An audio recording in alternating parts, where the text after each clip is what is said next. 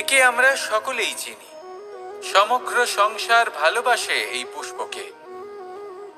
এই ফুল দেখতেও সুন্দর। সবথেকে বেশি গুরুত্বপূর্ণ কথা হলো এর সুগন্ধ, যা দূর দূরান্ত থেকে ব্যক্তিদেরকে আকৃষ্ট করে। এই সুন্দর পুষ্প একটু মন দিয়ে দেখলেই দেখা যায় এর নিচে কাঁটা রয়েছে।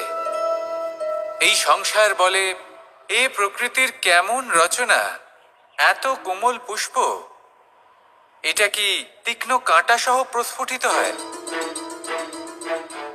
এটাই হলো জীবনের সত্য। আমাদের অন্তরের সদ্গুণ, সেগুলিও এই ফুলের মতোই সুন্দর। সংসার এর সৌন্দর্য দেখতে পায়, এর সুগন্ধ চতুর্দিকে ছড়িয়ে পড়ে। কিন্তু এই সদ্গুণ জাগ্রত করে তোলার জন্য কঠোর পরিশ্রম করতে হয়, প্রতিনিয়ত চেষ্টা করে যেতে হয়। তাই জন্য যদি আপনি জানেন আপনার পথ উচিত কিন্তু তা কাঁটায় পরিপূর্ণ, তাহলে থামবেন না, চলতে থাকুন।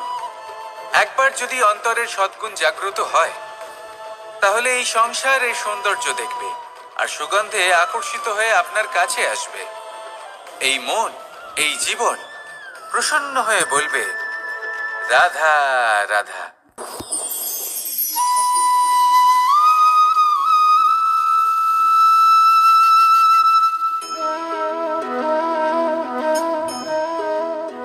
মোহনের বাঁশির এই সুর, এই সঙ্গীত কার না পছন্দ হয়?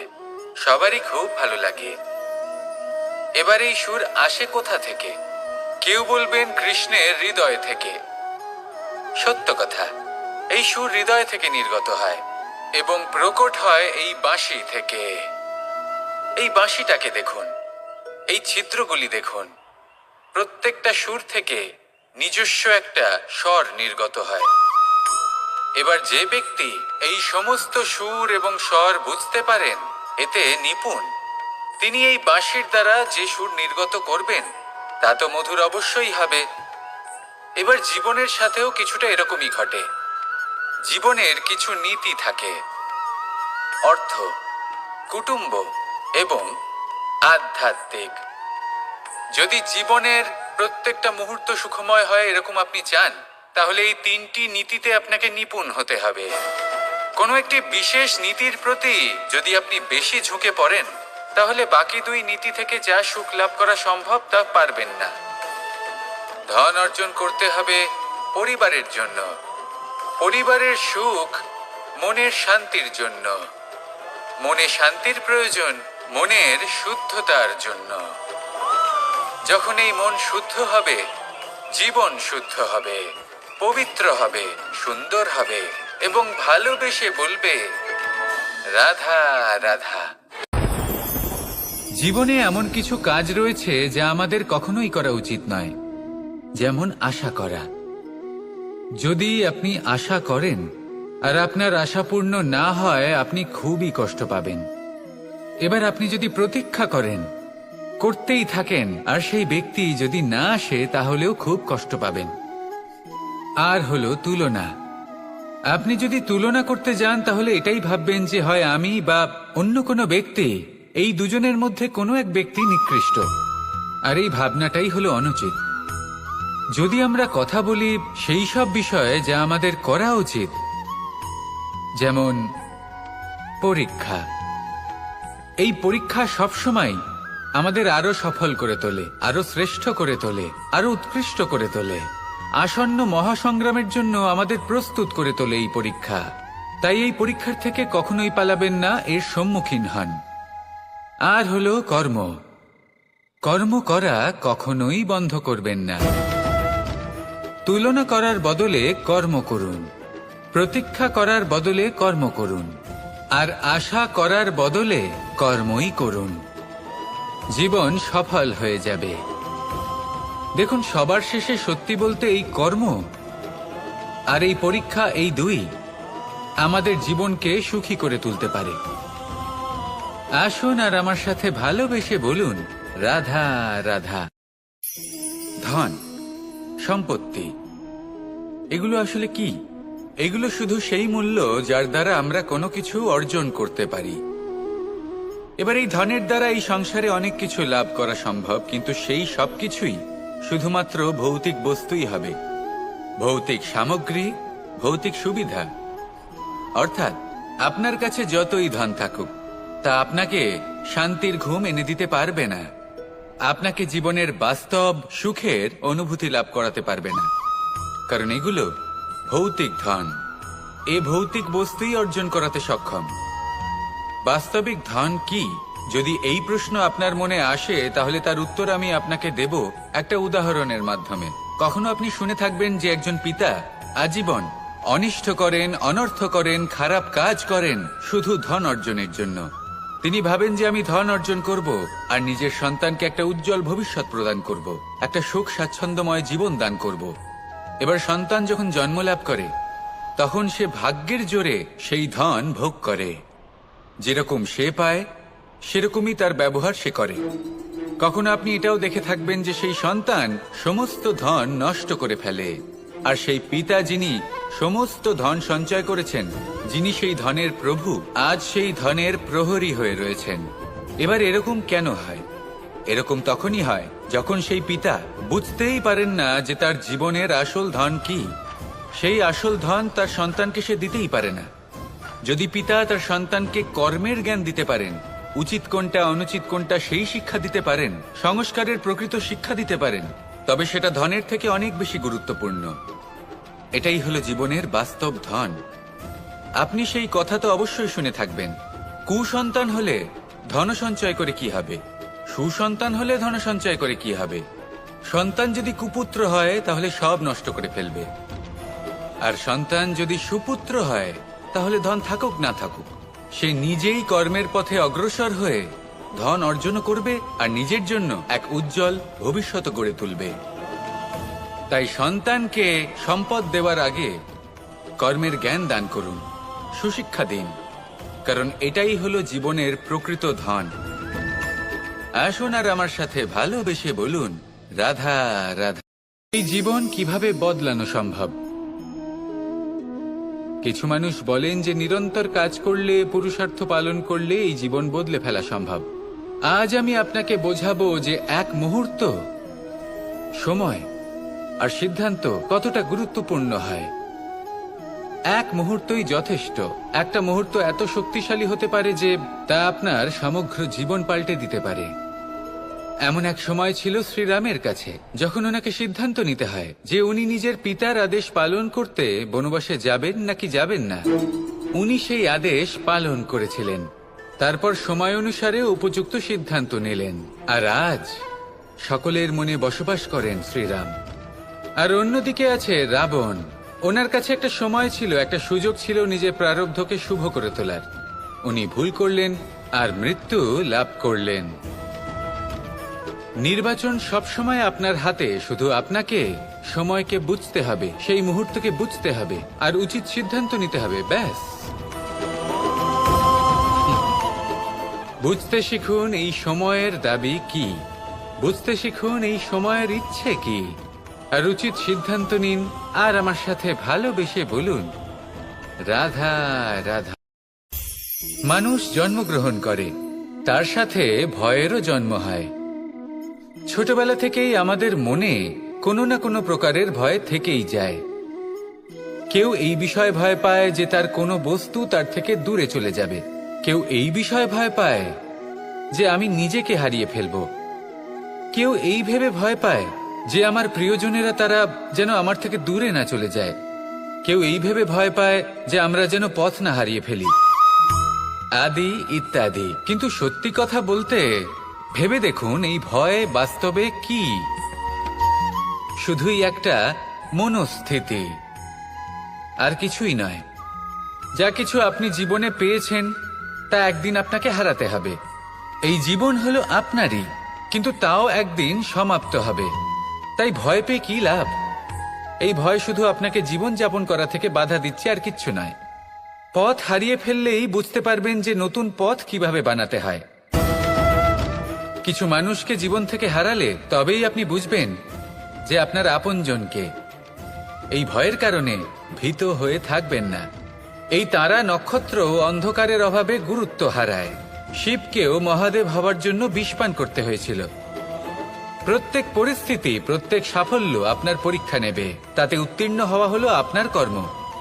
যখনই আপনি ভয় পাবেন বা সংকটের সম্মুখীন হবেন, তখন সাহসের সাথে তার সম্মুখীন হন। মনে রাখবেন, যে সম্মুখীন হতে জানে, সাফল্য তার সাথে সবসময় থাকে। আসুন আর আমার সাথে ভালোবেসে বলুন, রাধা রাধা। বুদ্ধি আর বিবেকের পার্থক্য কোথায় তা নিয়ে এই সংসার অনেক কিছুই ভাবে। কিছু মানুষ ভাবেন যে এই দুই হলো একই, কিন্তু যদি সত্যি কথা বলি তাহলে এই দুইয়ের মধ্যে একটা অমূল্য পার্থক্য আছে। আর তা হলো এটা যে বুদ্ধির সম্পর্ক হলো মস্তিষ্কের সাথে, আর বিবেকের সম্পর্ক হলো হৃদয়ের সাথে। যে কোনো বুদ্ধিমান মানুষ কি করেন? নিজের মতন করে এই সংসারকে বদলে ফেলতে চেষ্টা করেন। একজন বিবেকশীল মানুষ কি করেন? নিজের অন্তরকে, নিজের মনকে বদলে ফেলতে চেষ্টা করেন। কারণ মানুষের সংসার এই মনের মধ্যেই বসবাস করে। তাই নিজের বুদ্ধির ব্যবহার অবশ্যই করুন, কিন্তু তাতে বিবেকের লাগামটা অবশ্যই শক্ত হাতে ধরবেন। আসুন আমার সাথে ভালোবেসে বলুন, রাধা রাধা। বনস্পতি ফলনের জন্য আমাদের কিসের প্রয়োজন পড়ে? একটু ধরিত্রীর, একটু পরিশ্রমের, আর একটা বীজের। এবার যদি মানুষের কথা বলি, তাহলে এখানে ধরিত্রী হলো মানুষের এই জীবন, যেখানে মানুষ নিজের ইচ্ছের ফল ফুল ফলন করতে চায়। পরিশ্রম হলো আমাদের কর্ম,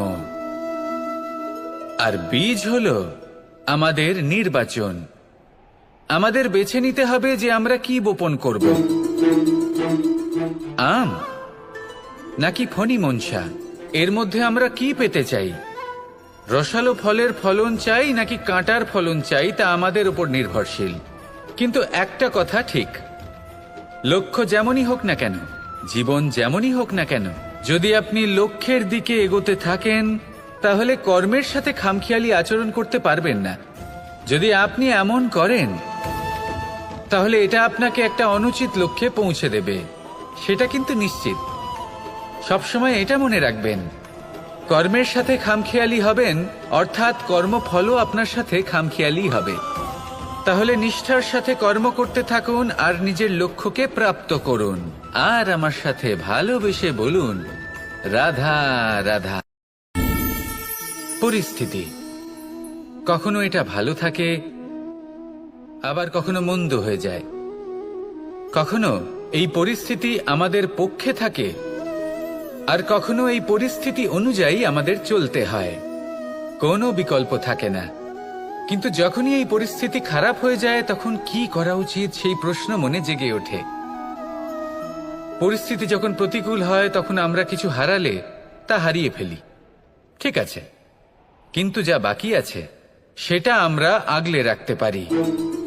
পরিস্থিতিকে সামলে রাখার চেষ্টা আমরা অবশ্যই করতে পারি, শুধু সেটুকুই আমাদের হাতে রয়েছে। কিন্তু এর থেকেও বড় সমস্যা আছে, অহংকার। কখন প্রবেশ করে আমরা জানতেও পারি না। এই অহংকার আপনাকে বুঝতেও দেবে না যে আপনি সত্যি কিছু হারিয়েছেন। আপনার কিছুই যাবে আসবে না। দেখতে গেলে আকাশের সূর্য নিজের প্রকাশ হারিয়ে ফেলে যখন অন্ধকার ঘনিয়ে আসে। তাহলে আমরা কে হই? ওনার সামনে তো কিছুই নই। এই অহংকার আমাদের দমন করতেই হবে। এটা বিশ্বাস করতে হবে যে এই সমগ্র সৃষ্টিতে আমরা শুধুমাত্র একটা কণা, তার থেকে বেশি আর কিছুই নয়। বিশ্বাস করতে হবে যে আমরা ততটাও বড় নই যে কখনোই কিছুই হারাবো না। এবার যেদিন এই জ্ঞান আপনি আত্মস্থ করে নিজের আচরণ পাল্টাবেন, মনে রাখবেন সেই দিনই অহংকারকে দমন করতে আপনি পথে অগ্রসর হয়ে পড়েছেন। এই অহংকারকে দমন করুন আর আমার সাথে ভালোবেসে বলুন, রাধা রাধা। অন্ধকারাচ্ছন্ন রাত্রি যদি এসে থাকে, তাহলে আলোকিত প্রকাশ নিয়ে সূর্যও অবশ্যই আসে।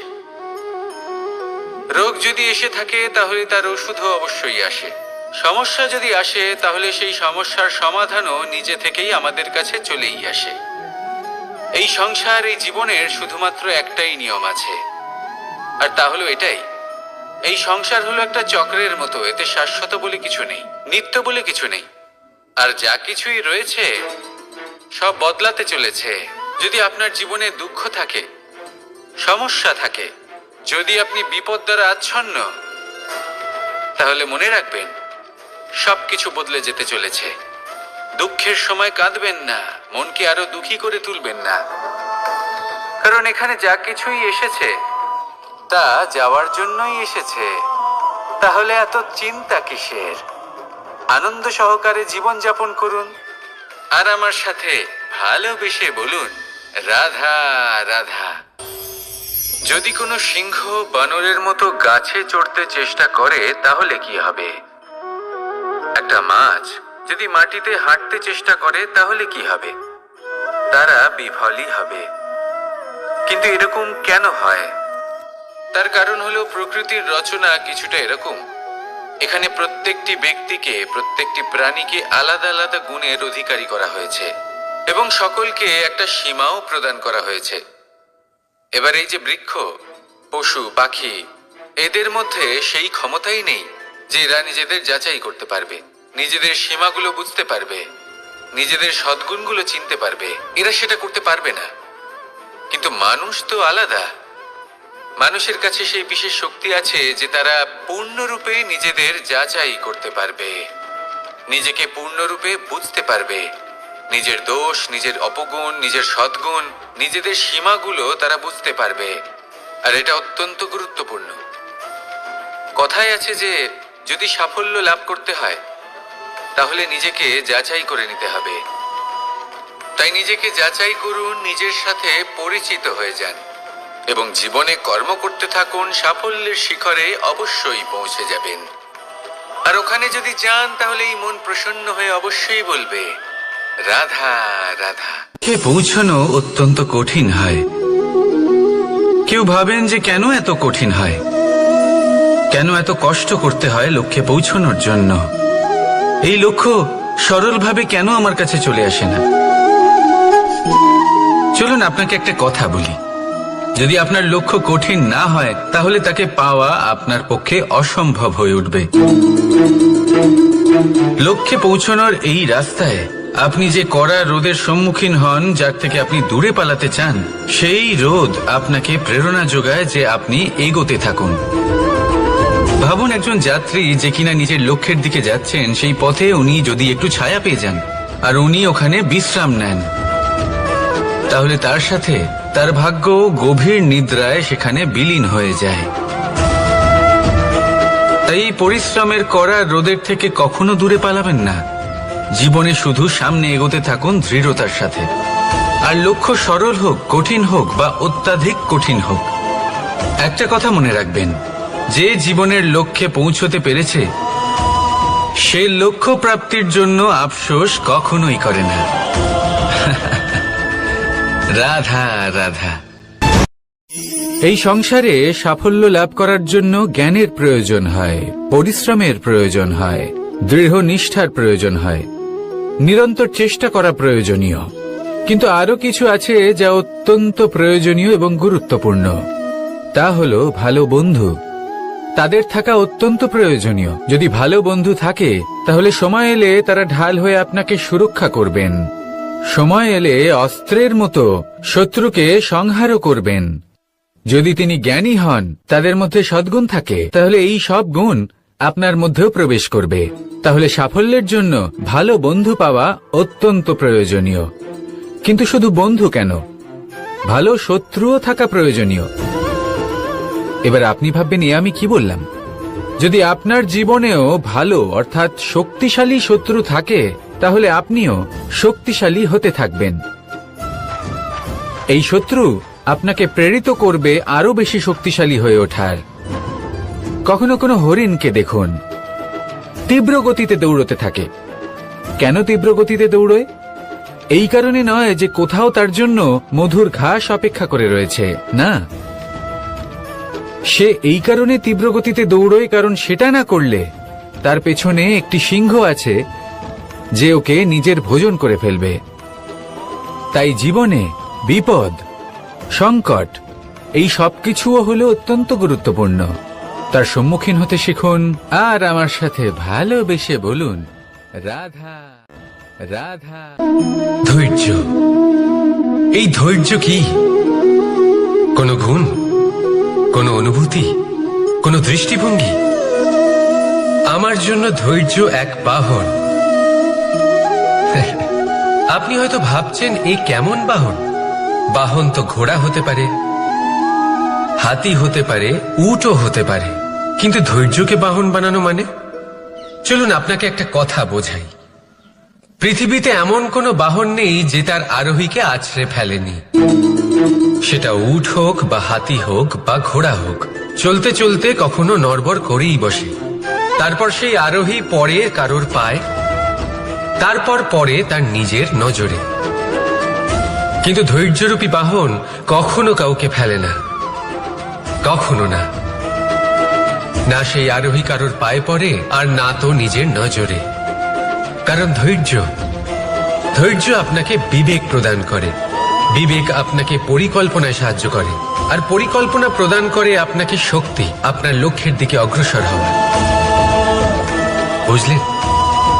ধৈর্যকে সঙ্গে রাখুন, নিজেকে আরো ধৈর্যশীল করে তুলুন। এই ধৈর্যের সাহায্যে আরোহণ করুন।